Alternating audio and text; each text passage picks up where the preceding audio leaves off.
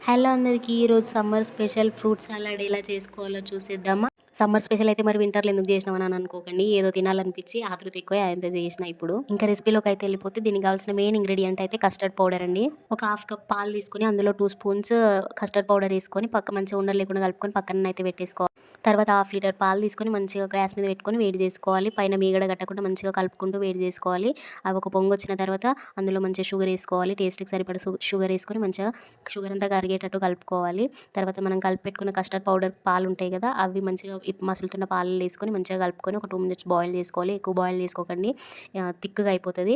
మంచిగా బాయిల్ చేసుకున్న తర్వాత పూర్తిగా చల్లారబెట్టి అవైతే ఫ్రిడ్జ్‌లో పెట్టేసుకోవాలి. ఫ్రిడ్జ్‌లో పెట్టేసుకున్న తర్వాత ఒక 2 అవర్స్ ఉంచుకోవాలి.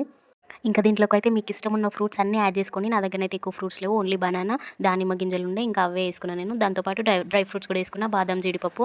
ఇంకా వీటితోనే టేస్ట్ చాలా బాగున్నాయి. ఇందులో ఇంకా గ్రేప్స్ వేస్తే గ్రేప్స్ ఏసుకోండి మీ ఇంట్లో ఉంటే. నా దగ్గర లేవు కాబట్టి వేయలే. కానీ చాలా బాగుంది. టేస్ట్ మాత్రం సూపర్ ఉంది. పిల్లలు మాత్రం మంచిగా తిన్నారు. ఈ వీడియో మీకు నచ్చినట్టయితే కనుక లైక్ చేసి సబ్స్క్రైబ్ చేసుకోండి ప్లీజ్.